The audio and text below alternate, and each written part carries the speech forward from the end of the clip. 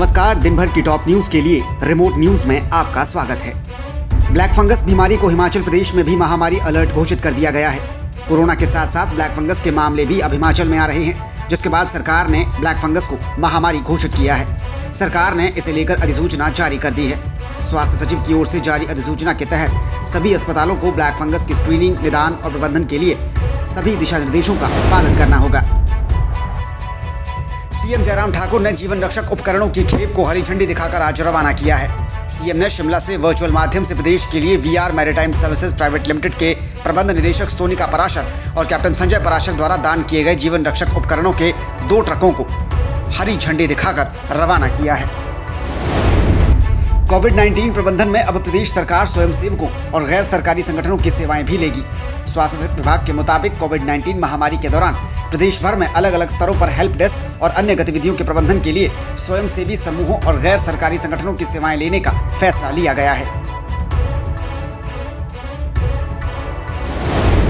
प्रदेश सरकार कोरोना महामारी के दौरान आवश्यक वस्तुओं की जमाखोरी और मुनाफाखोरी के खिलाफ सख्त हो गई है। सीएम ने वर्चुअल माध्यम से खाद्य नागरिक आपूर्ति एवं उपभोक्ता मामले विभाग, साथ ही हिमाचल प्रदेश राज्य आपूर्ति निगम लिमिटेड के अधिकारियों के साथ बातचीत की है। सीएम ने कहा कि विभाग को प्रदेश में आवश्यक वस्तुएं अधिनियम के प्रावधानों को प्रभावी तरीके से कार्यान्वित करने की जरूरत है। हिमाचल प्रदेश तकनीकी शिक्षा बोर्ड अब प्रैक्टिकल कक्षाओं के समय में बढ़ोतरी करने वाला है। ये फैसला ऑनलाइन कक्षाओं में प्रैक्टिकल पढ़ाई न हो पाने के कारण लिया गया है। प्रदेश भर में मौजूदा समय में कई ITI और पॉलिटेक्निकल संस्थाओं में अलग अलग विषय पढ़ाए जा रहे हैं। कोविड काल में प्रदेश भर में तकनीकी शिक्षा दे रहे संस्थान फिलहाल पूरी तरह से बंद हैं। हिमाचल प्रदेश के जिला चंबा के तीसा क्षेत्र में एक मालवाहक वाहन दुर्घटनाग्रस्त हो गया। तरेला से वापस बैरागढ़ की ओर ये वाहन चालक लौट रहा था, तभी सुबह सुबह यह हादसा हो गया और गाड़ी तीसा नाले में जा गिरी। करीब 500 मीटर नीचे तीसा नाले में ये गाड़ी जा गिरी और पानी का बहाव ज्यादा होने के कारण 3 लोगों की तलाश अब तक नहीं हो पाई है। मंडी में रकाघाट थौना मार्ग पर भी एक सड़क हादसा हुआ है। यहाँ थौना कैंची के पास एक जीप के अनियंत्रित होकर 300 फीट गहरी खाई में गिरने से गाड़ी में सवार 4 महिलाओं की मौत हो गई, जबकि एक घायल है।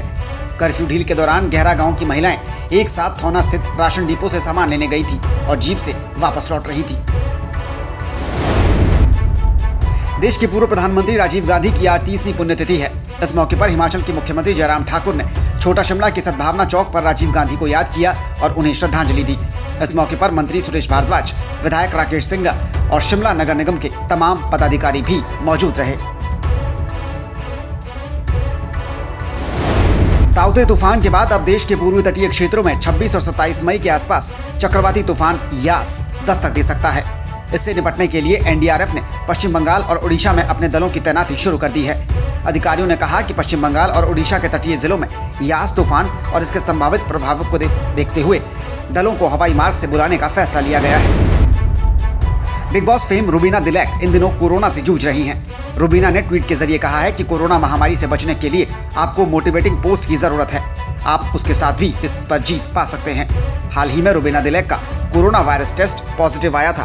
वो शिमला में हैं और अपना खास ध्यान रख रही हैं।